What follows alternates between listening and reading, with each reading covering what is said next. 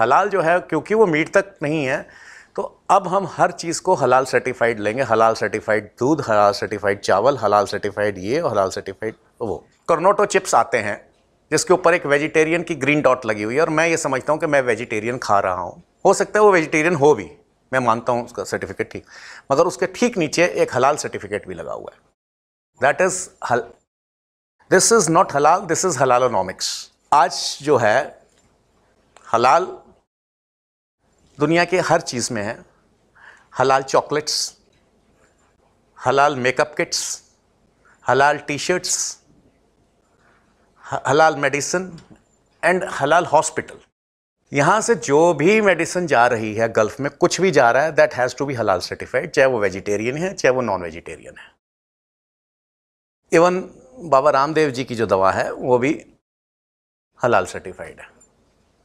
यानी बाबा जी इतने मजबूर हो गए हैं कि अगर उनको गल्फ में कुछ माल बेचना है, ये उनके कोई हिंदुत्व पे, उनके कोई मानवता पे कोई प्रश्न चिन्ह नहीं मैं कर रहा हूँ, ये सवाल ये नहीं है। सवाल ये है कि अगर उनको उस मार्केट में एग्जिस्ट करना है तो उनको उसके आगे नतमस्तक होना पड़ेगा। हलाल के आगे नतमस्तक जब तक आप नहीं होंगे, आप दुनिया में सर्वाइव नहीं कर सकते बिजनेस में।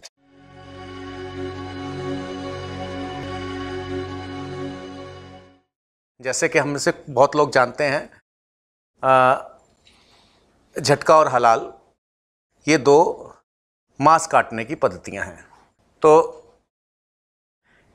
हलाल जो है वो केवल मांस काटने की पद्धति नहीं है, हलाल इससे बहुत ज़्यादा है। और ये एक कॉन्स्पिरेसी, एक साजिश, उसके अंदर एक और साजिश और उसके अंदर एक और साजिश है जो हम देख रहे हैं मगर समझ नहीं पा रहे। आज राम मंदिर के वर्डिक्ट के उत्साह में मैं कुछ प्रोडक्ट्स नहीं ला सका जल्दी में, जो मैं आपको दिखाना चाहूँगा, बाकी मैं वीडियो पे शेयर करूँगा। हलाल एक अरबी शब्द है जो इस्लाम के आने से पहले अरबी भाषा में था। जैसे अल्लाह एक अरबी शब्द है जो इस्लाम के आने से पहले भी था। इस्लाम ने उसको, मोहम्मद ने उसको रीडिफ़ाइन किया एक अपने तरह का अल्लाह। वो अल्लाह जो सबका अल्लाह था या अल्लाह देवी थी, अब वो अल्लाह सातवें आसमान का अल्लाह हो गया और वो रिस्ट्रिक्टेड कुछ लोगों का अल्लाह हो गया, और उसने इंस्ट्रक्शंस दे दी, ये काफिर है, ये मोमिन है, इसका ये है, ये अल्लाह की बात है।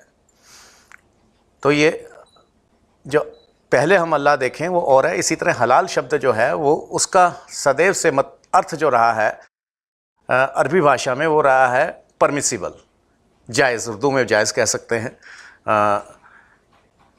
न्यायिक कह सकते हैं हम हिंदी में, और अंग्रेज़ी में परमिसिबल, लेजिटिमेट ये कह सकते हैं। अब लेजिटिमेट पे जब हम बात करते हैं तो लेजिटिमेट एक बड़ा भ्रामक शब्द है, जायज़ एक बड़ा भ्रामक शब्द है। क्या जायज़ है, कहाँ जायज़ है, ये सारे सब्जेक्ट्स हैं। Subject to so many conditions, बहुत सारी चीज़ों के ऊपर डिपेंड करता है कि ये जायज़ है कि नहीं जायज़।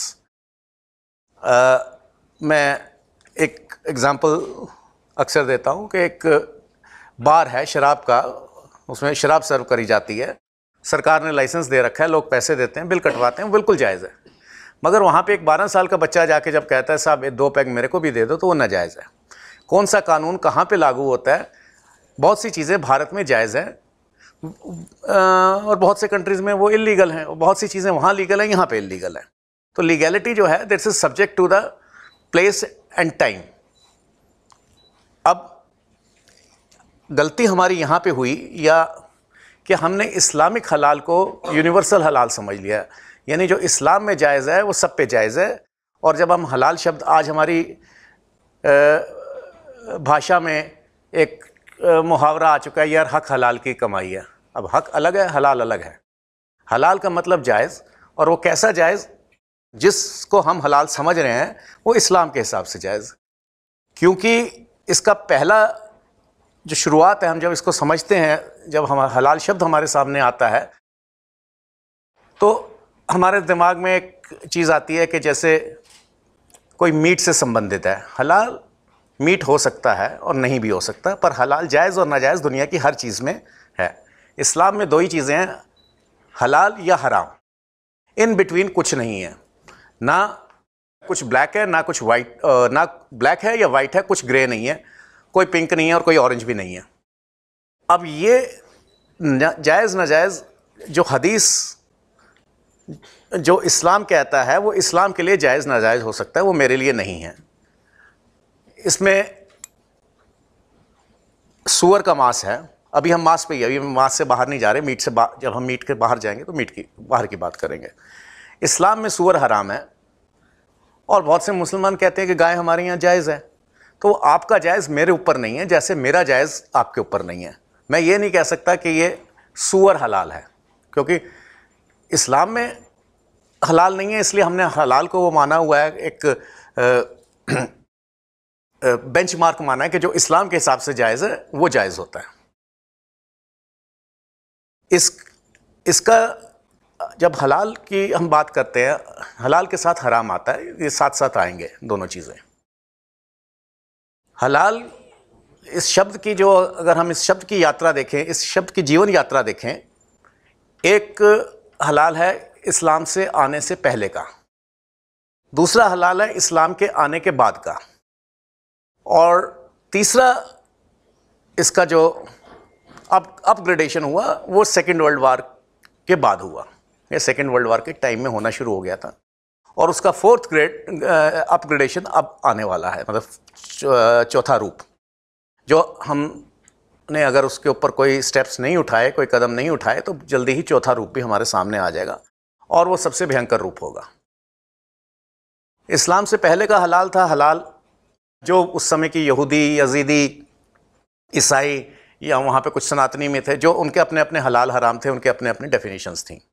इस्लाम के आने के बाद हलाल का सेंट्रलाइजेशन हो गया कि जो इस्लाम के हिसाब से जायज़ है उसको जायज़ है, और हम उसको मानने लगे किसी हद तक। स्टेप 2 तब आया सेकेंड वर्ल्ड वार के बाद। इंडियन पुलिस में बहुत सारे मुसलमान लोग थे, मिलिट्री में बहुत सारे सिख लोग थे।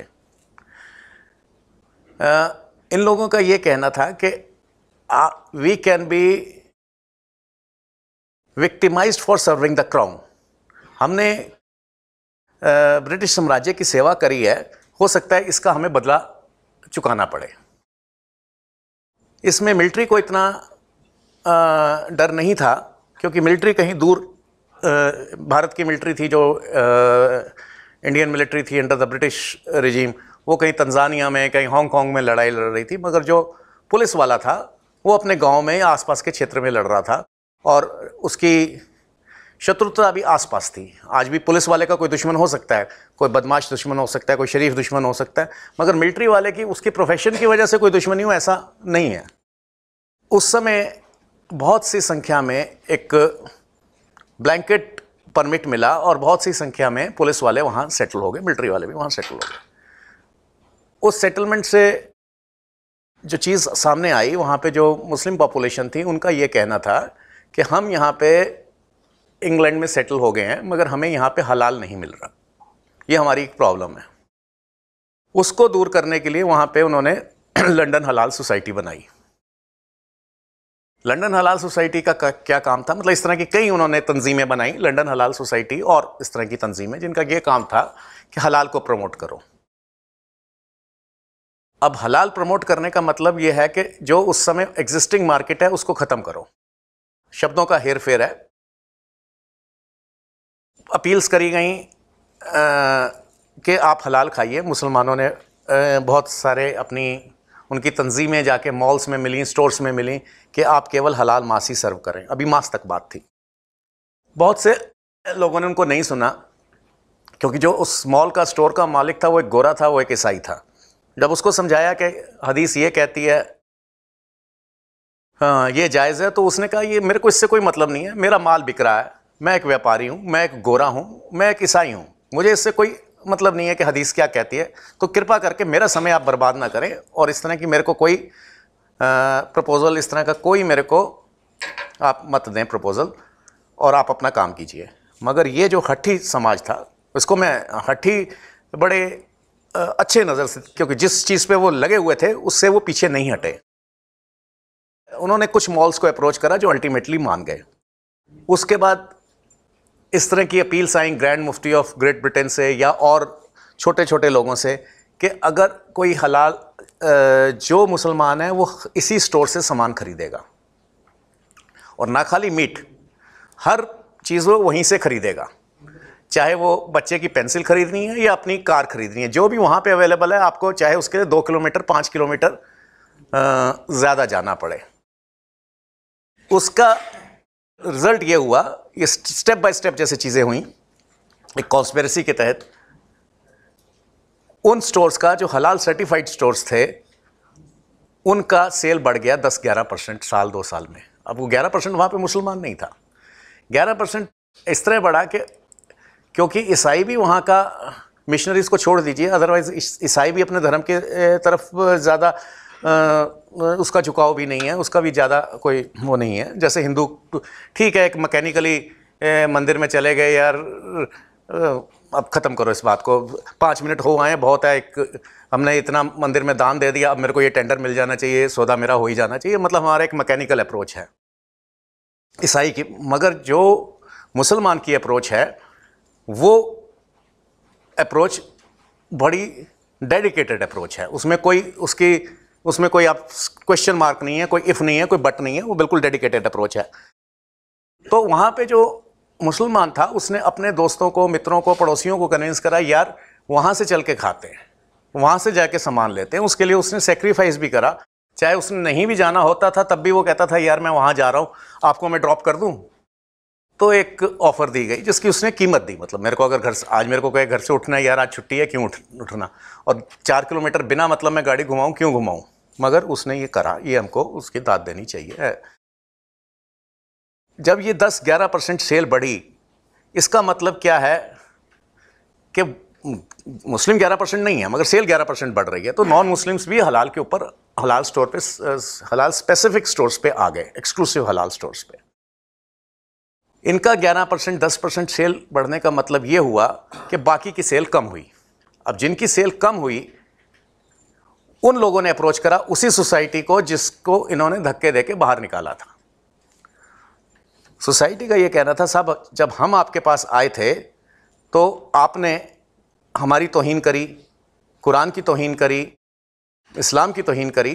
खैर इस्लाम बहुत दयालु है, इस्लाम बहुत दयालु चीज़ है, हम आपको माफ़ करते हैं, अब आप भी हलाल का सर्टिफिकेट ले लो, यानी मैं माफ़ कर रहा हूँ आपको मगर अपनी कंडीशंस पे, कंडीशंस मेरी वही हैं। मरता क्या ना करता, बिजनेस है, बिजनेसमैन के लिए उसको बिजनेस नज़र आ रहा है, उसने साइन कर दिया। So the whole meat industry was halalised. Production उतनी है, सेल भी उतनी ही है, कोई चीज़ चेंज नहीं हुई, एक्सटर्नल फैक्टर कोई नहीं आया, मगर English butchers were out of business, और उसको साइलेंटली मुसलमान बूचर ने ले लिया। इस तरह के कई पड़ाव उन्होंने देखे। नेक्स्ट ये था कि यहाँ पे हमारे को बूचर्स पूरे मिल नहीं रहे, इसके लिए स्पेशल वीज़ा, स्पेशल परमिट्स दिए जाएं जो बूचर्स इंपोर्ट हुए। और बूचर इंपोर्ट होने का मतलब है अगर 5000 यंग लड़का इंपोर्ट हुआ, वो साल 2 साल में, जब वहाँ का 3 साल में सिटीज़न, अब तो ज़्यादा समय लगता है, तब 3 साल में सिटीज़नशिप मिल जाती थी, वहाँ का सिटीज़न हो गया। सिटीज़न होते ही उसने अपनी बीवी को बुला लिया, यानी बीवी आई तो साथ में 1-2 बच्चे भी आ गए। अब बीवी भी वहाँ पहुँच गई, हस्बैंड भी वहाँ पहुँच गया, और एक प्लानिंग के तहत वो पहुँचे हैं। एक परिवार से ऊपर उनका मोटिव है। नेक्स्ट स्टेप क्या होता है, 3 साल 4 साल के बाद जब बीवी को सिटीजनशिप मिल जाती है, दोनों डिवोर्स देते हैं। डिवोर्स देने का मतलब है वो एक हस्बैंड इंपोर्ट कर सकता है और वो एक वाइफ इंपोर्ट कर सकती है। मतलब वो चेन रिएक्शन, वो 2 × 2 4 नहीं हुआ, वो 2 × 2 16 होता है। ये जो 2 × 2 16 वाला मैथमेटिक्स चला, इतने में 3 साल 4 साल में यहाँ भी 1-2 बच्चे हो गए। जो नेचुरल बॉर्न सिटीजन्स हैं उनके भी अधिकार हैं। और अंग्रेज़ जिसने दुनिया जीती थी, यहाँ पे वो मूर्ख बनता रहा, उसे पता ही नहीं लगा कि मेरे साथ हो क्या रहा है। और वो अपने हैंगओवर में था, कॉलोनियल हैंगओवर के, वी रूल द वर्ल्ड। भैया अब घर संभाल ले, वर्ल्ड की बात छोड़ दे तू। नेक्स्ट इसके बाद जो हुआ कि जो वहाँ पे जैसे यहाँ पे म्यूनिसिपैलिटीज देती हैं, सर्टिफाई करती हैं हलाल है या झटका है। और ये बहुत गलतफहमी है, जो झटके का सर्टिफिकेट मिलता है वो केवल रॉ मीट के लिए मिलता है, बूचर शॉप तक के लिए। उसके आगे कहाँ जा रहा है इसका कोई सर्टिफिकेट नहीं है, आंकड़ा नहीं है। हलाल की सर्टिफिकेशन एजेंसीज थी बहुत समय से जो सर्टिफाई कर रही थी कि ये मांस हलाल का है, यानी रॉ मटेरियल से बूचर शॉप से आगे तक, रेस्टोरेंट तक, चेन तक, ये उसका सर्टिफिकेशन था। इसमें इन्होंने जो बोला कि ये जो सर्टिफिकेट मिलता है बरतानिया की सरकार जो देती है, हम इस सर्टिफिकेट को नहीं मानते क्योंकि ये लीगल टेंडर है, लीगल डॉक्यूमेंट है, इसके बगैर हम दुकान नहीं चला सकते, इसलिए इसको रखिए। मगर हम इसको अल्टीमेट नहीं मानते, इसके हलाल से हमारी चीज़ हलाल नहीं हो गई। हमारी अपनी सर्टिफिकेशन होगी, हमारी अपनी कंडीशनिंग होगी, जो उस कंडीशन में खरा उतरेगा उसी को हम देंगे। अब वो कंडीशंस क्या है वो जिस समय हम समझ जाएंगे, उस कंडीशंस को काउंटर करना is more important than our next meal. अगला खाना शायद हमें बाद में खाना चाहिए, पहले इसके ऊपर विचार करना चाहिए। अब बड़े स्टेप बाय स्टेप जो हुआ, अब मीट इंडस्ट्री के ऊपर ये हो गया कि कंडीशंस क्या थी, जो आज भी जो म्यूनिसिपैलिटी वाले सर्टिफिकेट देते हैं, 2-3 चीज़ें हैं इसमें कि इसको इस पद्धति से काटा गया। मेरे सामने अगर वो हलाल है तो एक मौलवी सर्टिफाई करता है कि मेरे सामने कलमा पढ़ा गया। अगर वो झटका है तो कोई गुरुद्वारे से या हिंदू को इसको सर्टिफाई करता है कि ये मेरे सामने ये हुआ, और उस सर्टिफिकेशन से म्यूनिसिपैलिटी की सर्टिफिकेशन होती है, प्लस इस प्रोसेस से काटा गया। और एक डॉक्टर सर्टिफिकेट देता है, animal was brought before me in good health. ये 2 चीज़ें, ये 2 कंडीशंस तो हो गई, मगर जो बाकी हलाल की कंडीशंस हैं इस्लाम के हिसाब से, वो सारी कंडीशंस जो हैं वो फुलफिल अगर नहीं हो रही तो इसको हम हलाल नहीं मान सकते। सरकार मान ले, वो सर्टिफिकेट तो रखना ही है आपको, उसको हम चैलेंज नहीं कर रहे, मगर हम अपना देंगे जिससे हम मानेंगे कि ये हलाल है। और जब हम हलाल शॉप में जाएंगे तो हम ये देखेंगे कि उसके पास वो हमारा सर्टिफिकेट है कि नहीं। अब पैरेलल सर्टिफिकेशन जो शुरू हुई, पैरेलल सर्टिफिकेशन का जो नेक्स्ट स्टेप आया वो ये था कि हलाल केवल मांस तक नहीं है। एक जो बाहर से इंपोर्ट होता था उन दिनों, यूरोप में ज़्यादातर मीट जो इंपोर्ट होता था वो लैटिन अमेरिका से होता था, कोलंबिया से, मैक्सिको से, यहाँ से ज़्यादा मीट आता था। अब वहाँ पर जो हलाल सर्टिफाइंग एजेंसीज थी, उन्होंने कहा क्योंकि ये एक ईसाई देश से मांस आता है, इसका प्रॉफिट जो है एक ईसाई को जा रहा है, तो ये हलाल नहीं हो सकता। हलाल अब हम उसी को मानेंगे जो इंडोनेशिया, पाकिस्तान, ईरान वगैरह वगैरह, ये हमारी जो लिस्ट है इन कंट्री से जो आएगा हम उसको हलाल मानेंगे, दूसरे को हम हलाल मानेंगे ही नहीं। रिजल्ट ये हुआ कि जो हलाल मार्केट में रिटेल में तो बिक रहा है, अब वो हलाल का सर्टिफिकेट नहीं मिल रहा, तो नेचुरली जो इंपोर्ट हो रहा था मीट वहाँ से छोड़ के इंडोनेशिया से और वहाँ से इंपोर्ट होने शुरू हुआ। यानी एक छोटे से लंदन के कस्बे से ये कॉन्स्पिरेसी जो है वो दुनिया की इकॉनमी को हिलाने लगी, जिससे इंडोनेशिया, मलेशिया, इनकी इकॉनमी बहुत आगे गई और कोलंबिया की, मैक्सिको की इकॉनमी पिछड़ने लगी, और जो आज तक पिछड़ रही है। आज इस स्थिति में जब हम 70 साल बाद खड़े हुए हैं, तो अब चाह के भी कोलंबिया उस मार्केट को कैप्चर नहीं कर सकता। मेरे अगर दादाजी की कहीं दुकान थी लाहौर में जलेबी की, तो आज मैं जाके उस गुडविल को बुनाना चाहूँ कि मेरे दादा बहुत अच्छी जलेबी बनाते थे इसलिए मेरी जलेबी की दुकान चल जाएगी 70 साल बंद करने के बाद, तो ऐसा नहीं होने वाला। अब जलेबी बंद हो गई, पिज़्ज़ा आ गया, और चीज़ें बदल गई, जनरेशन बदल गई। अब किसी को ना मेरे दादा का नाम याद है ना परदादा का नाम याद है। आज ये कोलंबिया जो है या मैक्सिको जो है वो चाह के भी आज उस इंडस्ट्री में एंटर नहीं हो सकता, क्योंकि वो इंडस्ट्री ऑलरेडी उन कंट्रीज़ ने ले ली है, या ऑस्ट्रेलिया और न्यूजीलैंड जो उनकी हर कंडीशन को मान रहे हैं सर्टिफिकेशन के लिए, उसने कैप्चर कर ली है। नेक्स्ट स्टेप जो शुरू हुआ वहाँ वो ये था कि हलाल जो है, क्योंकि वो मीट तक नहीं है, तो अब हम हर चीज़ को हलाल सर्टिफाइड लेंगे। हलाल सर्टिफाइड दूध, हलाल सर्टिफाइड चावल, हलाल सर्टिफाइड ये और हलाल सर्टिफाइड वो। अभी जैसे मैंने बताया ना, मैं आप एक पैकेट शायद आपके पास वो होगी, क्लिप होगी, आप दिखाइएगा। कर्नोटो चिप्स आते हैं जिसके ऊपर एक वेजिटेरियन की ग्रीन डॉट लगी हुई है, और मैं ये समझता हूँ कि मैं वेजिटेरियन खा रहा हूँ। हो सकता है वो वेजिटेरियन हो भी, मैं मानता हूँ उसका सर्टिफिकेट ठीक, मगर उसके ठीक नीचे एक हलाल सर्टिफिकेट भी लगा हुआ है। That is this is not हलाल, दिस इज हलालोनॉमिक्स। यहाँ से अब बात आगे आ गई है हलालोनॉमिक्स तक।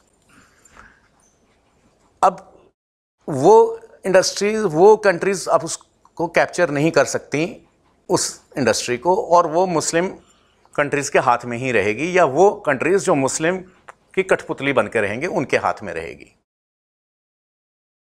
इस स्टेप के बाद आज जो है हलाल दुनिया के हर चीज में है।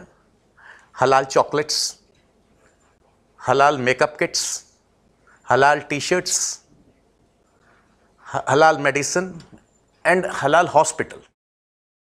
हलाल मेडिसिन वो है जो इस्लामिक तरीके से तैयार की गई हो, यानी हलाल मेडिसिन का मतलब है हम साइंस को 500 साल 1000 साल पीछे धकेल रहे हैं, क्योंकि उसमें कोई अल्कोहल यूज़ नहीं हो सकती।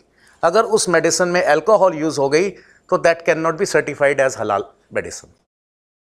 दैट मीन्स कि कोई ऐसी मेडिकल रिसर्च है जो, या कोई ऐसी दवा है जिसका कंपोनेंट में अल्कोहल है, तो वो हमें बंद करनी पड़ेगी, चाहे कोई पेशेंट मरे या जिए, या उसका कोई मतलब साइंस का हमने एक दरवाज़ा बंद कर दिया, प्रोग्रेस का एक दरवाज़ा बंद कर दिया हलाल के नशे में।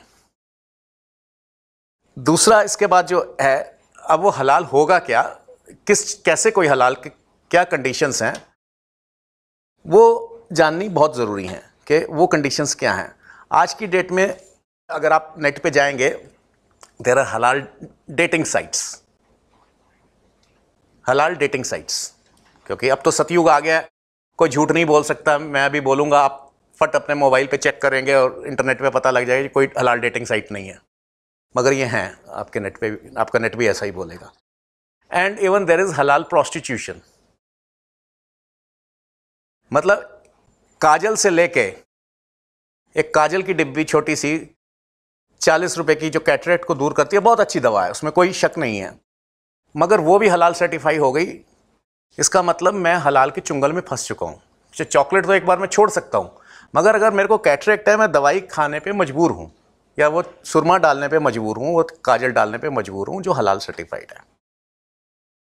यहाँ से जो भी मेडिसिन जा रही है गल्फ में, कुछ भी जा रहा है, दैट हैज़ टू बी हलाल सर्टिफाइड, चाहे वो वेजिटेरियन है चाहे वो नॉन वेजिटेरियन है।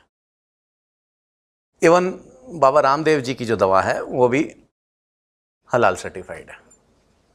यानी बाबा जी इतने मजबूर हो गए हैं कि अगर उनको गल्फ में कुछ माल बेचना है, ये उनके कोई हिंदुत्व पे, उनके कोई मानवता पे कोई प्रश्न चिन्ह नहीं मैं कर रहा हूँ, ये सवाल ये नहीं है। सवाल ये है कि अगर उनको उस मार्केट में एग्जिस्ट करना है तो उनको उसके आगे नतमस्तक होना पड़ेगा, हलाल के आगे नतमस्तक जब तक आप नहीं होंगे, आप दुनिया में सर्वाइव नहीं कर सकते बिजनेस में। 56 कंट्रीज आपका माल नहीं खरीद रही। अब इससे हमको ये प्रॉब्लम का एक हिस्सा है। अब दूसरा ये है, जैसे मैं कह रहे थे, हलाल है क्या? हलाल केवल मांस काटने की पद्धति नहीं है। This means permissible, legitimate according to Islam. पहले ये मांस से शुरू होकर हर चीज़ तक जाती है और अंत में अर्थ पे, इकोनॉमी पे ख़त्म होती है। मीट से शुरू होकर इकोनॉमी पे ख़त्म होती है। एक बहुत लंबा एक यात्रा है हलाल की, जो रोज़ होती है, मीट से शुरू होकर इकोनॉमी पे जाती है। जहाँ तक मीट का सवाल है, उसमें एक शर्त होती है कि एनिमल मस्ट फेस मक्का। ये शर्त मुझे अटपटी लगती है कि इधर मुंह करके पाप है और इधर मुंह करके पुण्य है, ऐसा मैं नहीं मानता। यदि जीव हत्या पाप है तो वो पाप है, और यदि वो पाप नहीं है तो वो पाप नहीं है। केवल उसकी डायरेक्शन इधर से उधर करने में पाप और पुण्य नहीं बदल जाएंगे, ऐसा मेरा मानना है। मुसलमान जो मानना चाहते हैं वो माने, अगर वो समझते हैं कि इधर से पुण्य हो जाएगा तो वो उनकी मर्जी है, पर वो उनका मानना मेरे ऊपर बाध्य नहीं है। यानी वो हलाल को मैं नहीं मानता। ये ऐसी कंडीशन है जिसको मैं एक फ़नी कंडीशन कहूँगा, मगर ये मुझे मार नहीं रही कंडीशन। मुझे कोई ज़्यादा फ़र्क भी नहीं पड़ता कि बकरे का मुंह किधर है। कंडीशंस जो मुझे मार रही हैं वो ये हैं कि इसमें किसी काफिर को कोई रोज़गार नहीं मिलेगा। ये चाहे मांस की बात हो चाहे वो कॉस्मेटिक्स की उस फैक्ट्री में किसी को काफिर को रोजगार नहीं मिलेगा। और बहुत से हम देखेंगे इंस्टीट्यूशंस हैं, लोग कहते हैं यार ऐसा नहीं है क्योंकि वो हलाल सर्टिफाइड फैक्ट्री है, उसमें तो हिंदू काम कर रहे हैं, तो ये कैसे हो गया? Again that is condition. ये वेवर दिया गया है, डाबर को वेवर दिया गया क्योंकि डाबर की फैक्ट्री गाजियाबाद में है। ऐसा हो नहीं सकता कि उसके पास कोई हिंदू वो ये कल बोर्ड लगा दे कि 100% मुस्लिम लेबर होगी, मेरा सीए भी मुसलमान होगा, मेरा वकील भी मुसलमान होगा, तो अगर वो इस पे आ जाएगा तो वो बिजनेस कैसे करेगा? मतलब कितना भी कोई कॉम्युनल हो, जब वो डॉक्टर ढूंढता है तो वो देखता है कि मेरा यार ऑपरेशन कौन डॉक्टर ठीक करेगा। वो उस समय ये नहीं देखता कि यार ये किस जात का है, ये शर्मा जी हैं कि वर्मा जी हैं। शर्मा जी हैं, वर्मा जी हैं, अगर त्रेहन के पास जाना है तो त्रेहन के पास जाना है, त्रेहन पंजाबी है या मद्रासी है, उससे कोई फर्क नहीं पड़ता मेरे को, क्योंकि मैं एक डॉक्टर के पास जा रहा हूं। अब ये जो कंडीशन है कि जहां पे पॉसिबल ही नहीं है, एक गांव है या एक कस्बा है जिसमें एक फैक्ट्री है छोटी सी, आप पेन बना रहे हैं या कुछ भी स्टेशनरी की आइटम बना रहे हैं जिसको हलाल सर्टिफिकेट लेना है, वहां पर ये कंडीशन इसलिए माफ है क्योंकि जहां पे 80% आबादी ही दूसरी है, वहां पे एक वायबल नहीं है कि आप केवल 20% के ऊपर बिजनेस कर लें। मगर बॉर्डर पार करते ही जैसे ही आप पाकिस्तान पहुंचते हैं सिचुएशन बदल जाती है। कहते हैं कुरान का एक नुक्ता नहीं बदलता, नुक्ता नहीं बदलता, इसमें कोई शक नहीं है, मगर उसके अर्थ कैसे निकाले जाएंगे, कहां निकाले जाएंगे, वो समय समय पे अपने सहूलियत के हिसाब से बदले जाते हैं। यानी यहां पे आप काफिर को रोजगार दे सकते हैं, आपको फिर भी सर्टिफाइड हलाल मिल जाएगा, क्योंकि नहीं तो बिजनेस ही नहीं कर पाएगा वो। मगर पाकिस्तान में जहां पे आज 2 या 3% गैर मुस्लिम रह गया है या 4%, जो भी स्टेटिस्टिक्स हो, उसके बगैर आप बिजनेस कर सकते हैं, उसको इग्नोर करके बिजनेस कर सकते हैं, तो वहां पे आपको सर्टिफिकेट नहीं मिलेगा जब तक आपकी 100% मुस्लिम एम्प्लॉयमेंट नहीं होगी। अब यही कारण है कि ये नहीं कि पाकिस्तान में हिंदू केवल तलवार से मारा गया। पाकिस्तान बनने के बाद जब उसको बहुत अच्छी दुकान चल रही थी हलवाई की, मगर उसके आगे किसी ने दुकान खोल ली और उसके दुकान पे कोई जा नहीं रहा, अल्टीमेट उसके पास क्या है कि भैया मैं भी इनके साथ ही मिल जाऊं, तभी मेरी दुकान चलेगी। तो ये कन्वर्जन्स जो हुई हैं, ये हलालिफाइड कन्वर्जन्स हुई हैं, ये कोई तलवार से नहीं हुई। आपको इकोनॉमिकली इतना मजबूर कर दिया गया कि आप कुछ नहीं कर सकते, आपको इस मेरी शरण में, इस्लाम की शरण में आना ही पड़ेगा। नहीं आओगे तो ठीक है, दुकान खोल के बैठे रहो, हम आपको पत्थर भी नहीं मार रहे, आपको गोली भी नहीं मार रहे, मगर आप बैठे रहो सुबह से शाम तक। कोई कारीगर, आप हलवाई हैं तो कोई आपके पास कारीगर नहीं आ रहा बनाने को, आप क्या करेंगे? तो उन कंडीशंस में आप फंस गए और धीरे धीरे कन्वर्जन्स होती गई। क्योंकि ये अभी आज की स्थिति में ये एप्लीकेबल भारत में नहीं है, तो इसलिए वेवर दिया गया फॉर टाइम बीइंग। ये हमेशा वेवर नहीं रहना, हमेशा डाबर को ये छूट नहीं मिलेगी कि आप जैसे चाहे एम्प्लॉयज़ रखें। हाँ, मगर कान में ज़रूर कुछ समझा दिया जाता हो, यार देख लेना, क्योंकि आज भी कोई बड़ा अफसर सिफारिश करता है तो ये नहीं कहता कि मेरे भतीजे को टेंडर दे देना, देख लेना यार ज़रा। वो देख लेना जो भाषा होती है वो समझने के लिए काफ़ी होती है। अब ये कंडीशन तो है कि काफिर को रोज़गार नहीं मिलेगा। दूसरी कंडीशन, इसका एक हिस्सा जिहाद को जाता है, चाहे वो ज़कात के उसमें जाए, चाहे किसी और रूप से जाए, वो जिहाद को जा रहा है। अब जिहाद क्या है? बहुत एक अच्छा लुभावना शब्द है, होली वार। जहाँ पे होली शब्द आ गया, हम वैसे ही सारे उस पर मुग्ध हो जाते हैं, यार होली होली होली, बहुत अच्छी बात है, होली होली भी है, वार भी है, चलिए। मगर वो वार किसके खिलाफ है? किसके वार में इधर have to be two warring elements. मैं अकेला बंदूक किस पे मारूंगा? कोई दुश्मन तो होगा ना। मान लीजिए एक ही दुनिया में ट्राइब होती और उसका आपस में बहुत प्यार होता परिवार की तरह, तो शायद बंदूक का आविष्कार ही ना होता। बंदूक की जरूरत क्या थी? युद्ध का मतलब एक दूसरी पार्टी तो आपके सामने होगी तभी युद्ध होगा। युद्ध अकेला हवा में मैं फायर नहीं करूंगा ना, हवा में तलवार थोड़ी ना चलाऊंगा। अब युद्ध वो क्या है? वो युद्ध मोमिन का काफिर के खिलाफ है, और वो कब तक जारी रहेगा? जब तक वो इस्लाम की शरण में नहीं आ जाता। सो दिस इज़ जिहाद। और जब हम जिहाद को फाइनेंस करते हैं हलाल सर्टिफाइड चीज़ों से, तो इसका मतलब हम सीधा टेरर को और अपने धर्म परिवर्तन को फाइनेंस कर रहे हैं, यानी अपनी सुपारी हम खुद दे रहे हैं।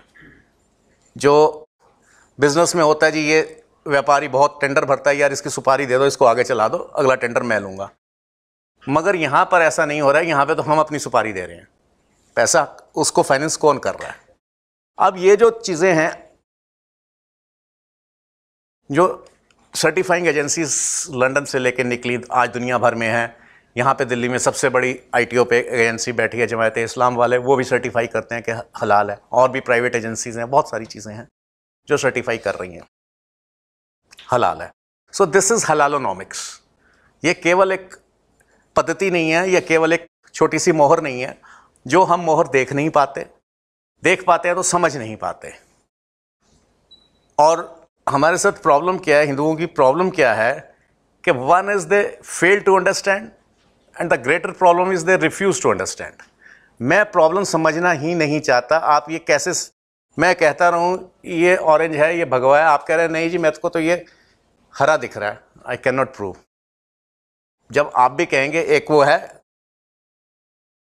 राजा ने कहा रात है, रानी ने कहा रात है, मंत्री ने कहा रात है, सब ने कहा रात है, आज सुबह की ही बात है। तो जब हम एक ही स्वर में बिना सोचे बोलना शुरू कर देते हैं, ऑपोजिशन नहीं करते, उसके ऊपर हम चिंतन नहीं करते ये क्या हो रहा है, तो कम से कम मैं सुबह नहीं बोलता हूं कि रात है। और ये जो मेरी यात्रा शुरू हुई, ये बचपन से ही शुरू हुई, क्योंकि हलाल पर वो हम भी ये समझते थे कि जो हलाल है या झटका है ये केवल मीट तक है। झटका तो मीट तक था, मगर हलाल उससे बहुत आगे था। दिल्ली की जो मार्केट है, जामा मस्जिद पे जो मुर्गा मंडी थी, जो अब शिफ्ट होके गाज़ीपुर चली गई है, 47 से पहले, जैसा कि हमारे पास स्टेटिस्टिक्स अवेलेबल है, उसको मैंने देखा नहीं है 47 से पहले क्या हुआ था, उसमें 70% मुसलमानों का कब्जा था उस मार्केट पे, और 20-30% खटीक थे, हिंदू खटीक। पार्टीशन के बाद 95% वहाँ पे हिंदू खटीक हो गया और 5% मुसलमान रह गया। इमरजेंसी तक ये सिचुएशन चलती रही। इमरजेंसी में बहुत से खटीक लोग वहाँ से, जब वहाँ पे ब्यूटिफिकेशन का हुआ, बहुत से खटीक और बहुत से कसाई भी वहाँ से चले गए, कुछ की दुकानें हटा दी गईं। जब वो वापस आए तो आने वाले हिंदुओं की संख्या कम थी और मुसलमानों की ज़्यादा थी। 80s आते आते सिचुएशन बदल गई, क्योंकि जो खटीक था उसका 2 ही बच्चे थे, 3 बच्चे थे, और वो कुछ अच्छा करना चाहते थे, वो गंदे काम में नहीं, क्योंकि हमारे को ये बता दिया गया कि ये गंदे काम है। वो गंदे काम में रहना नहीं चाहते थे और वहाँ वो आना चाह रहा था। और वो असलम भाई सालों से जानता था, तो जो उसका मार्केट का चेयरमैन था उस समय, बड़े समय तक रहा, उनका नाम था तोताराम। तो तोताराम जी ने उन्हें बुला दिया, आओ भाई, है तो हमारे भाई, हो तो खटीक बरादरी ना, तुम कसाई बन गए, हम खटीक हो गए। जबकि यही सिचुएशन पाकिस्तान में अप्लाई नहीं करती थी। पाकिस्तान में भी ब्राह्मण बिरादरियां थीं, जाट बिरादरी थी, जाट बिरादरी में मुसलमान जाट भी था, राजपूत थे, सब थे। मगर जिस वक्त पार्टीशन हुआ उस वक्त ना तो राजपूत की राजपूती काम आई, ना जाट की जटाई काम आई, ना किसी का चमार की चमारी काम आई, किसी का कुछ काम नहीं आया, ना वकील की वकालत काम आई। वकील साहब बड़े, बहुत बड़े वकील थे, अच्छे अच्छे क्रिमिनल उसे जानते थे, बचाते थे। और सारे हिंदू शरीफ नहीं थे, बदमाश भी थे। ना उस बदमाश की बदमाशी काम आई, ना पुलिस वाले की पुलिसाई काम आई, और ना जज की जजी काम आई। मिलिट्री वाला, पुलिस वाला, जज, वकील, उन सबको वो छोड़ना पड़ा, क्योंकि वो काफिर थे। वहाँ पे कोई भाईवाद नहीं था। वहाँ पे किसी जाट ने ये नहीं कहा कि भैया तू भी जाट और मैं भी जाट, हम दोनों जाट है, हम मुसलमान है, तू हिंदू है, चल रही ही रहा। ऐसा नहीं हुआ। और जो हुआ भी तो 5-7 साल के बाद वो ख़त्म हो गया। मगर यहाँ पे हम उसी हैंग ओवर में थे, भाई भाई, हम हिंदी चीनी भाई भाई में भी विश्वास रखते हैं, हम सबके भाई हैं, और भाईचारे में विश्वास रखते हैं। भाईचारा हमारा इतना है कि मैं उसको भाई समझता हूँ और वो मुझे चारा समझता है, इससे ऊपर कोई भाईचारा नहीं है। अब इस भाईचारे में आगे आते हुए ये मंडी कैप्चर हो गई, जिसके ऊपर झटका एसोसिएशन ने, जो खटीक भाई हैं, उन्होंने एक केस डाला था कि जो कटाई म्यूनिसिपैलिटी हमसे लेती है और जो हलाल वालों से लेती है उनसे कम पैसा ले रही है, हमसे ज़्यादा ले रही है। ये केस कोई 8-10 साल कोर्ट्स में चला। उससे अगर 50 रुपया ले रहे हैं कटाई का तो उससे 100 रुपया ले रहे हैं। एमसीडी का ये तर्क था कि हम तो दोनों को सब्सिडी दे रहे हैं, इसकी कॉस्ट सपोज 200 रुपया पड़ रही है, हम आपसे 100 रुपया ले रहे हैं, उनसे 50 रुपया ले रहे हैं, आपके 100 रुपये छोड़ रहे हैं ना, आपको क्या प्रॉब्लम है? प्रॉब्लम है। ये माइक्स बनाता हूं मैं, मेरी माइक्स की फैक्ट्री है, मैं दिन में 200 माइक्स बनाता हूं। एक दूसरी फैक्ट्री को सब्सिडी ज़्यादा मिल जाती है, वो 500 बनाती है, तो डेफिनेटली मैं पिछड़ना शुरू हो गया बिजनेस में। मीट इंडस्ट्री में ये हुआ। आज आईटीडीसी, इंडियन रेलवेज, जो राष्ट्रपति भवन में भी इंडियन रेलवेज सर्व कर रही है और पार्लियामेंट भी उनकी कैंटीन है, वो केवल हलाल ले रहे हैं। मतलब सरकार एक बहुत बड़ा बायर है, आईटीडीसी एक बहुत बड़ा बायर है। आप पेन बना रहे हैं, मैं भी पेन बना रहा हूँ, मैं 100 पेन रोज़ बना रहा हूँ, 1000 पेन रोज़ बना रहा हूँ, और आपको साहब 5000 पेन का ऑर्डर मिल जाता है। तो जितने में मैं पेन मेरे को खरीद पड़ेगी उससे कम में आप बेच देंगे, क्योंकि आपके पास 5000 का ऑर्डर है, मैं 1000 बना रहा हूँ। तो सरकार ने ये सौतेला व्यवहार करा उस इंडस्ट्री को ख़त्म करने के लिए। वो इंडस्ट्री ख़त्म हो गई। आज आपको कोई यहाँ पे झटके की शॉप नहीं मिलेगी। जो 5-7% रह गई हैं वो भी कितनी हैं, वो एक वाकई वो झटका है कि नहीं। इस सारी मुहिम के तहत, इस सारी उसके तहत, अब इससे जब हम बाहर निकले, हलाल सर्टिफाइड रेस्टोरेंट्स, करीम इज़ हलाल सर्टिफाइड रेस्टोरेंट। अब इसमें इसका अगर हम भेद समझेंगे तो एक तो एस्टेब्लिशमेंट सर्टिफाई हो रही है, एक उसका प्रोडक्ट सर्टिफाई हो रहा है। प्रोडक्ट सर्टिफाई का मतलब क्या है कि ये फलाने कसाई से आ रहा है तो ये हलाल सर्टिफाइड है, ओके। बट वो एस्टेब्लिशमेंट सर्टिफाई नहीं हुई। एस्टेब्लिशमेंट कब सर्टिफाई होगी? जब वो चावल भी अब वो सतनाम के नाम में मंगवा के नूरा के मंगवाएगा, यानी वो जो भी रॉ मटेरियल लेगा वो सारा हलाल सर्टिफाइड होगा, तो वो एस्टेब्लिशमेंट सर्टिफाई होगी। प्रोडक्ट सर्टिफाइड अलग चीज़ है।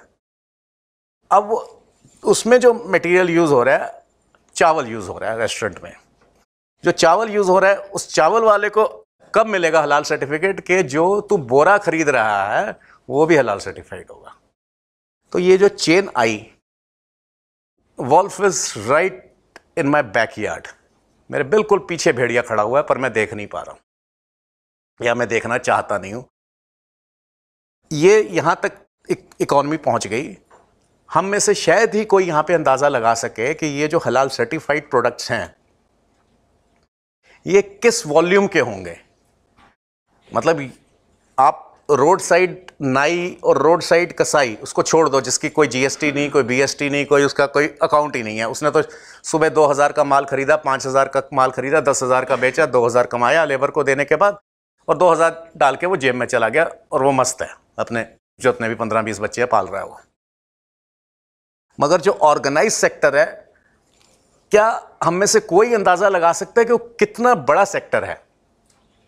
आप में से कोई वेग एस्टिमेट दीजिए कि कितना बड़ा वो सेक्टर हो सकता है। Globally it is $4 trillion. अलग अलग एस्टिमेट्स हैं। 3 लाख करोड़ अमेरिकी डॉलर से लेके 4 लाख करोड़ अमेरिकी डॉलर का व्यापार है, जो हमारे डिफेंस बजट से, हमारे बजट से और हमारे इकोनॉमी से बड़ा है। इतने इसका अगर 2.5% भी टेरर फंडिंग हो रही है, 1% भी टेरर फंडिंग हो रही है, तो इतना बड़ा फंड हम रेस कर रहे हैं, हम अपनी सुपारी दे रहे हैं जिससे हम बच नहीं पाएंगे। मतलब राम मंदिर में मैं लिटिगेंट हूँ, मंदिर बनेगा, बड़ी अच्छी बात है, मगर उसको हम कब तक बचा पाएंगे? बनने के बाद भी 10 साल 20 साल। डेमोग्राफी बदल रही है, इकोनॉमिक्स आपके हाथ से निकल रही है। जब हर युद्ध जो है, चाहे वो कोर्ट का युद्ध हो, चाहे वो बॉर्डर पे युद्ध हो, हर युद्ध अर्थ से लड़ा जाता है, पैसे से लड़ा जाता है। पैसा मेरे पास नहीं तो मैं युद्ध कैसे लड़ूंगा? शास्त्री जी का जय जवान जय किसान का मतलब कोई वो कृषि नीति नहीं थी। जय किसान, जय किसान का मतलब है जब मेरा पेट भरा हुआ है तभी मैं युद्ध लड़ सकता हूँ। तो जब मेरा अब ये तो हो गई प्रॉब्लम, अब हम चौथे चरण, इसके जो चौथा चरण है उस पे आ जाए। वो क्या है? ये तो फर्स्ट चरण हो गया प्री इस्लामिक, फिर Islamic to second world war, second world war से अब हम आगे निकल आए। अब आगे जो आ रहा है वो इतना भयंकर स्थिति है कि जो हिंदू की, हिंदू भी नहीं कहूँगा, काफिर की, जिसमें क्रिश्चियन भी शामिल है, उसका हाथ ऐसे नहीं होगा, अब उसका हाथ ऐसे होगा। ये मैं 4 ट्रिलियन की इकॉनमी में दोबारा आ रहा हूँ। अब इसमें जब वर्ल्ड वाइड स्टैटिस्टिक्स को स्टडी करते हैं, मुस्लिम्स की जो बाइंग कैपेसिटी है world wide, that is 12 to 15%, depends. किसी साल 12% है, अगर हम पिछले 20 साल की, मतलब जैसे किसान की आमदनी है, वो फसल कैसी हुई, व्यापारी की आमदनी है, तो ये 12 और 15% के बीच में, let's take the higher side कि 15% बाइंग कैपेसिटी है मुस्लिम की। बाकी 85% कौन खरीद रहा है? वो हलाल सर्टिफाइड, वो आप खरीद रहे हैं सर, और मैं खरीद रहा हूं। इसका मतलब क्या है कि मैं फिर उसको फाइनेंस कर रहा हूं। अब हमारा जो चौथा चरण शुरू होना है, चौथा चरण जो शुरू होना है, उसमें हलाल बैंकिंग आ गई है। हलाल बैंकिंग को हम बड़े आराम से कहते हैं कि बहुत अच्छी बात है, ना सूद लो ना सूद दो। अब आप इसको एज ए बिजनेस एंगल से देखिए, क्या ये पॉसिबल हो सकता है कि बैंक के अपने भी खर्चे होंगे, तनख्वाह होगी, एसी होगा, अकाउंट्स होंगे, कुछ ना कुछ तो होगा। 100 रुपया मैं रोज़ लूँ और 100 रुपया रोज़ दे दूँ, और ये मेरा व्यापार है, ये कैसे हो सकता है? अब क्योंकि हम लोग बड़ी जल्दी इन्फ्लुएंस हो जाते हैं दूसरी चीज़ों से, और हमने भी कहना शुरू कर दिया कि ये बहुत एक अच्छा सिस्टम है। ये द 4th फेस ऑफ हलाल है। अब इसमें क्या है, हलाल बैंकिंग में इंटरेस्ट तो नहीं लेगा, बैंक अपना खर्चा कैसे निकालेगा, बैंक प्रॉफिट कैसे करेगा? सिर्फ नाम बदल दिए गए, उसको सूद की जगह, इंटरेस्ट की जगह प्रॉफिट शेयरिंग कर दिया गया। अब हम प्रॉफिट शेयरिंग पे आ गए। प्रॉफिट शेयरिंग का मतलब है, जहां तक एक बैंक था, बैंक का केवल इतना था इंटरेस्ट कि मैंने ये पैसा दिया, मेरा ये पैसा सिक्योर रहे और मुझ पे इंटरेस्ट, बाकी आपके ट्रेड सीक्रेट्स क्या है ये मेरे को जानने की ज़रूरत नहीं है। पर जब मैं प्रॉफिट में शेयर करता हूं, बैंक को इससे मतलब नहीं है आपने 5% कमाया या 50% कमाया या गवाया, उसको अपना सूद चाहिए, सूदखोर है। मगर जब मैं आपका प्रॉफिट शेयरिंग में होऊंगा, मैं आपकी हर किताब पढ़ूंगा कि आपको कितना प्रॉफिट हुआ। आप कह रहे हैं साहब मेरे को 1 करोड़ प्रॉफिट हुआ इस साल का, मैं नहीं मानता, मैं तो कहता हूँ 20 करोड़ हुआ है, आप मेरा हिस्सा मुझे दीजिए, आप 1 तो दैट मीन्स मैं आपके सारे ट्रेड सीक्रेट्स भी ले रहा हूं। अभी कुछ समय से एक आंदोलन सा चला था स्विस बैंक्स के खिलाफ। मैं स्विस बैंक्स की वकालत नहीं कर रहा कि वो बहुत अच्छे हैं, पर इस चीज़ को समझिए, there is a difference between devil and a greater devil. अब स्विस बैंक्स को बहुत से लोगों ने चैलेंज करा, क्या स्विस बैंक यहां पे लोधी कॉलोनी में ब्रांच खोल के बैठा हुआ है? हम में से कुछ लोग 2 नंबर का पैसा कमाते हैं और वहां जाके कैसे भी जमा करवाते हैं, और वो जब तक कोई एक बड़ा अमाउंट नहीं होगा, मैं 50,000 रुपये जमा कराने स्विट्जरलैंड में नहीं जाऊंगा। उसकी एक मिनिमम क्वांटम होगा कि 50 करोड़, 100 करोड़, 1000 करोड़, मतलब एक बहुत बड़ा क्वांटम होगा। वेयर एज इस्लामिक बैंक जो है वो यहीं पे खुल रहा है, और जो इंटरेस्ट नहीं ले रहा, इंटरेस्ट नहीं दे रहा, मैं बिना इंटरेस्ट के भी एक बैंक में पैसा जमा क्यों करवा रहा हूं? एक तो प्रॉफिट शेयरिंग है, एक ये है कि मैं एक सरकारी मुलाजिम हूं, मैं जमा करवा रहा हूं बिना इंटरेस्ट से। मैं एसबीआई में क्यों नहीं करवा रहा, मैं कोई म्यूचुअल फंड क्यों नहीं ले रहा जिससे मुझे प्रॉफिट है? मतलब यह है कि वो मेरा 2 नंबर का पैसा है, जिसकी मैनेजमेंट कहीं पे है, जो आरबीआई के प्रीव्यू से बहुत बाहर है। जब अभी हाँ, इस पे भी आरबीआई के प्रीव्यू से वो कैसे बाहर है, ठीक है, लीगली भारत में है तो आपको ये तो दिखना ही पड़ेगा कि आरबीआई के हम प्रीव्यू में है वगैरह वगैरह वगैरह। अब इसका मतलब यह है, एक तो 100 करोड़ रुपया आदमी लेके जा रहा है स्विट्जरलैंड में बैंक में जमा कराने, दूसरा यहीं पे ब्रांच, दिल्ली में 100 ब्रांचेस खुली हुई हैं। एक शाम को एक किसी भी महकमे का अफसर जिसने 5,000 रुपया कमाया, उसने जाके वहाँ पे जमा करवा दिया। उसका सेफ भी है, सीक्रेट भी है, तो उसको स्विस फैसिलिटी यहीं मिल रही है। और ये 5,000, 5,000, 5,000 करके वो 1 करोड़ से या 20 करोड़ से बहुत ऊपर चला जाएगा। अब इसमें जो फाइनेंस करता है bank, that has to be halal, वो हलाल पे फाइनेंस करेगा। वो आपको धर्म परिवर्तन का यहाँ पे कुछ नहीं कह रहा। एक प्रिंटिंग प्रेस है, हलाल हराम पे हम आए तो अभी आपने जो चश्मा पहना हुआ है, बहुत समय तक ये भी हराम रहा था, ये माइक भी हराम रहा था, प्रिंटिंग प्रेस भी हराम रही थी। मगर हराम की डेफिनेशन, हलाल की डेफिनेशन जब ये पता लगा कि यार ये अगर माइक को छोड़ देंगे, चश्मे को छोड़ देंगे, तो फिर तो ख़त्म हो जाएंगे हम। तो अब झगड़ा ये होता है, मैं माइक ऊंचा आपसे ऊंचा लगाऊंगा। जो आज से 60-70 साल पहले तक हराम था, अल्लाह ने उसको हराम किया हुआ था, आज वो हलाल हो गया। और ना खाली हलाल हो गया, उस हलाल के पीछे मरने मारने के लिए तैयार हो गया। ठीक इससे ऊपर, इससे पीछे माइक लगाने पे मौलवियों की पिटाई हो गई थी क्योंकि आवाज़ जो है वो अल्लाह की आवाज़ है, वो सिर्फ मेरे पास है। ये एक आर्टिफिशियल सिस्टम से आप अल्लाह की आवाज़ को कैसे वो कर सकते हैं।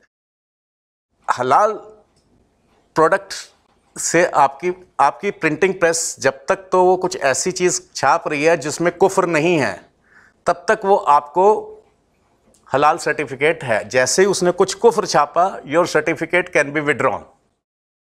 मतलब यह है कि अगर वो ऐसा महसूस करता है बैंक कि गीता छापने से आपने कुफ्र कर दिया, तो वो आपका हलाल सर्टिफिकेट वापस कर सकता है, आपसे सारा पैसा तुरंत मांग सकता है। ये आप लिख के दे चुके हैं। मतलब ये है कि ये केवल अर्थ तक बात नहीं है, अब बात ये भी है कि आपको एक तरह से गीता छापने से, पढ़ने से रोका जा रहा है, क्योंकि वो प्रेस आपने पैसा वहाँ से लिया हुआ है। और हम बड़ी खुशी से कह रहे हैं कि एक ऐसा बैंक आ रहा है जो इंटरेस्ट ही नहीं ले रहा, इंटरेस्ट नहीं पी रहा, वो खून पी रहा है। ये इसी फेस 4 में ही हलाल स्टॉक एक्सचेंज आ रहे हैं। हलाल स्टॉक एक्सचेंज का मतलब है, जब भी आप मुझे शेयर बेचते हैं, मैं आपसे खरीदता हूं, उसके ऊपर जो भी प्रॉफिट होगा, लॉस होगा, जिस समय मेरे नाम पे होगा वो मेरा हो गया, लॉस भी और प्रॉफिट भी उससे पहले का आपका है। बट इस सब में जो सरकार टैक्स लेगी, जो स्टॉक एक्सचेंज अपनी हैंडलिंग चार्जेस लेगा, जो वो लेगा, वो कुछ परसेंटेज वो भी हो जाती है, चाहे वो 0.5 हो, 0.05 हो, कुछ परसेंटेज तो एवोपरेट होता है पैसा। मतलब अगर मैं 1 करोड़ के शेयर्स पे रोज खेल रहा हूँ, यही मेरी इनकम है, एक तो मेरा प्रॉफिट हो रहा है, आपने बेचा मैंने, पर उसके बीच में भी कुछ पैसा एवोपरेट हो रहा है, जो हैंडलिंग चार्जेस हो गए, ये हो गया, वो हो गया, और उस पर सरकार का एक टैक्स भी है। अब जब हलाल सर्टिफाइड स्टॉक एक्सचेंज का मतलब ये है कि उन एक्सचेंज पे जो कंपनीज रजिस्टर्ड है, जिनको टिकट मिला हुआ है, अगर वो हलाल कंपनी है तो उसका जो ये हैंडलिंग चार्जेस हैं वो वेव ऑफ किए जाते हैं। यानी कान घुमा के जजिया है। मैं ये नहीं कह रहा कि साहब मैं हिंदू पे टैक्स लगाता हूँ, मैं ये नहीं कह रहा। मैं ये कह रहा हूँ कि मैं मुसलमान को इनकम में छूट दे रहा हूँ। मतलब थोड़ा बात वही है, थोड़ा शब्दों का हेर फेर है। सो दिस इज़ हलाल स्टॉक एक्सचेंज। दैट मीन्स कि अगर मेरे को अब शेयर खरीदने हैं और मैं समझ रहा हूँ कि 1 करोड़ के ऊपर मेरे को 5,000 रुपया या 2,000 रुपया रोज़ का लॉस हो रहा है, क्योंकि मैं उस कंपनी के थ्रू बेच रहा हूँ या उस कंपनी के शेयर बेच रहा हूँ जो हलाल सर्टिफाइड नहीं है, तो यार ये सर्टिफिकेट लेने में हर्ज क्या है? हर्ज वो तब आएगा जब आपकी नॉन हलाल सर्टिफाइड कंपनीज जो हैं मार्केट से ख़त्म हो जाएंगी और पूरी मार्केट कैप्चर हो जाएगी और आपका हाथ ऐसे हो जाएगा। This is halalonomics. ये पूरी एक कॉन्स्पिरेसी है जिसको हम समझ नहीं पा रहे हैं। ना समझने का कारण यह है, हम समझना नहीं चाहते या उसको इतना देख रहे हैं। बचपन से एक असलम भाई हलाल वाला देख रहे हैं, बड़ा अच्छा आदमी है, जाते जाते कई बार माता जी को ये भी कह देता है, माता जी पानी पियेंगे, तो हम समझते हैं असलम भाई बहुत अच्छा आदमी है। वो आदमी अच्छा हो सकता है, कोई शक नहीं।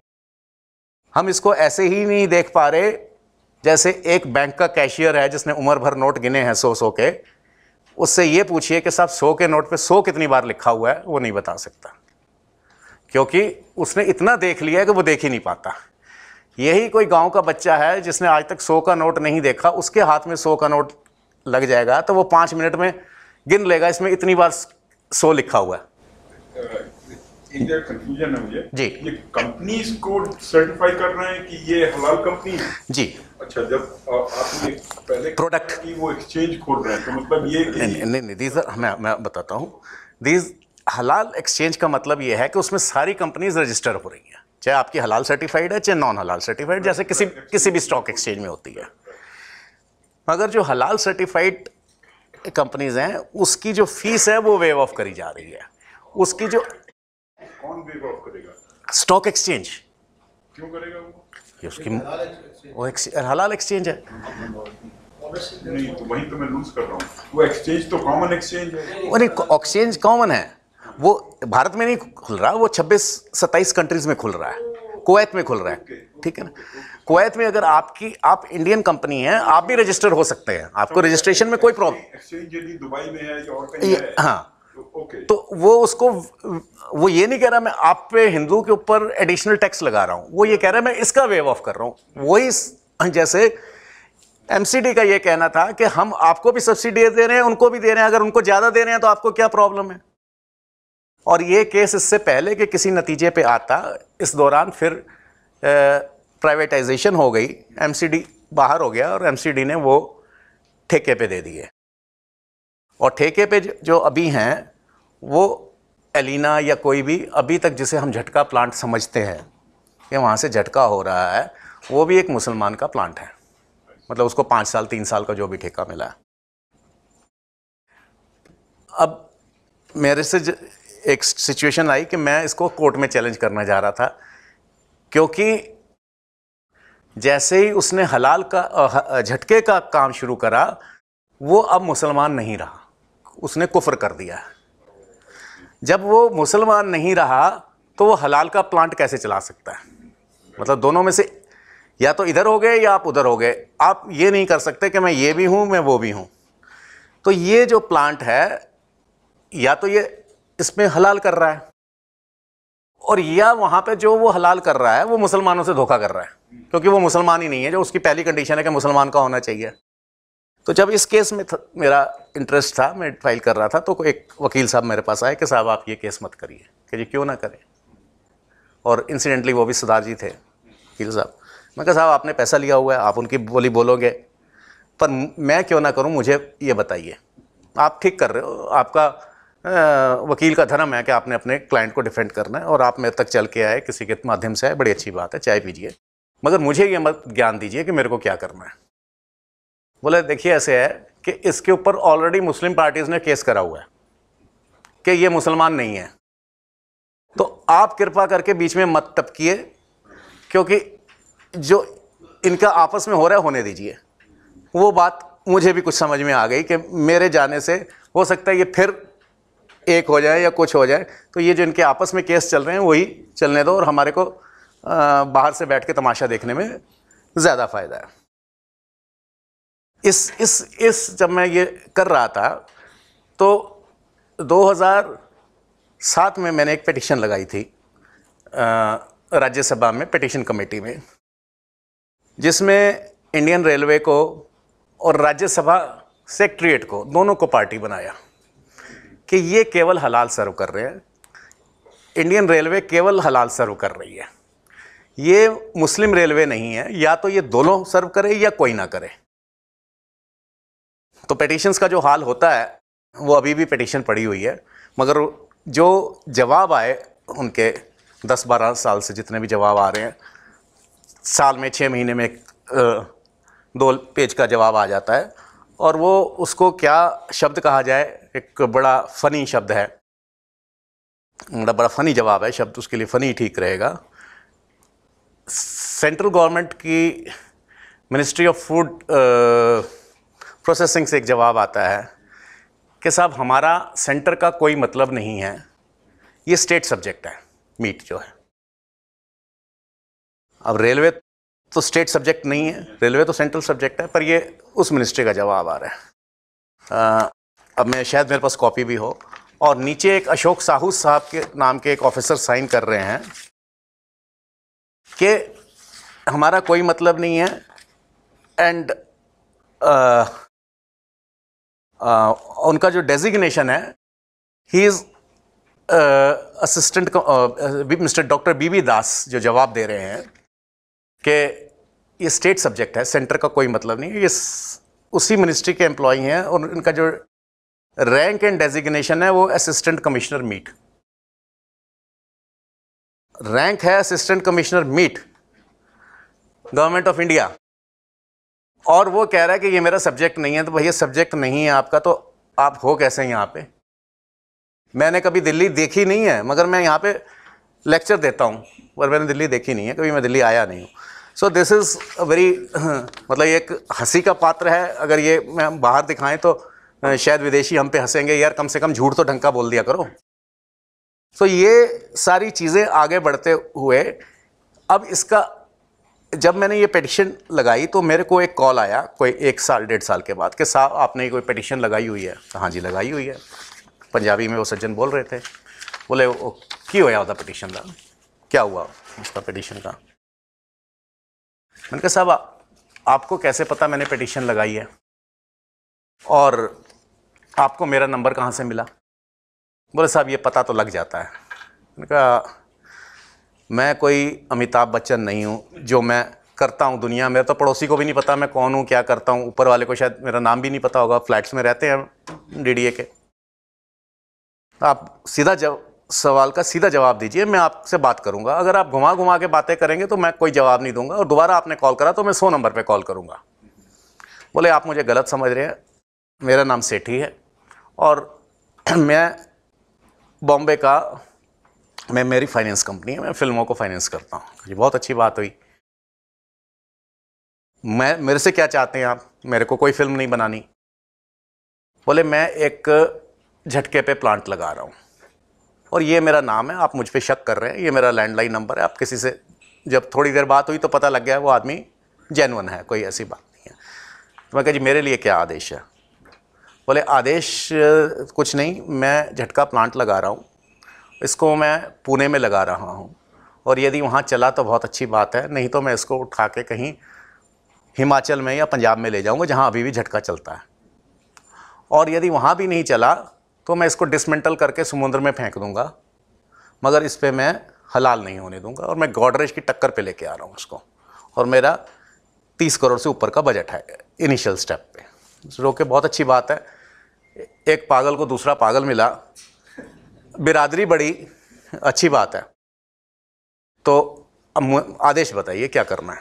बोले जी 1 अप्रैल थी कि 14 अप्रैल को उद्घाटन है, आपको पुणे आना है। मैंने कहा जी बहुत अच्छी बात है, आ रहा हूँ मैं, टिकट मैं भेज रहा हूँ। मैं कहा टिकट की आप चिंता ना करें, मैं आ जाऊँगा।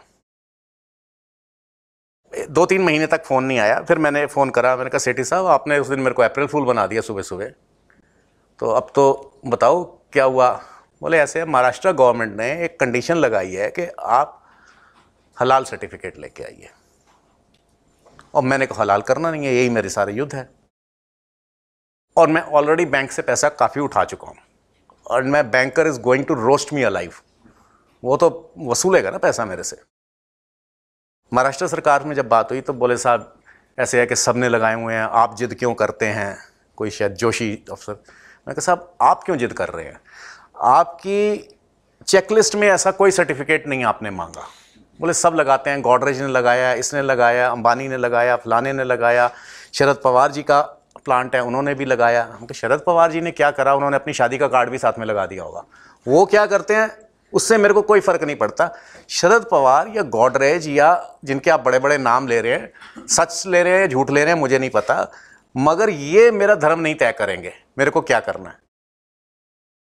शरद पवार जी बहुत बड़े आदमी होंगे, कभी मौका मिला तो मुझे भी मिलवा देना उनसे। गॉडरेज साहब बहुत बड़े आदमी हैं, पर प्लीज़ डोंट फोर्स मी कि मेरे को वही करना है जो वो कर रहे हैं।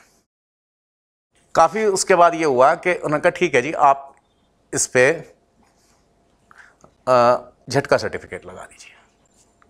कुछ मैटर सॉल्व हुआ। जब हम झटका सर्टिफिकेट के लिए निकले तो दुनिया में हज़ारों एजेंसियां हैं जो हलाल सर्टिफाई कर रही। झटका सर्टिफिकेशन की एक भी एजेंसी नहीं थी पूरी दुनिया में।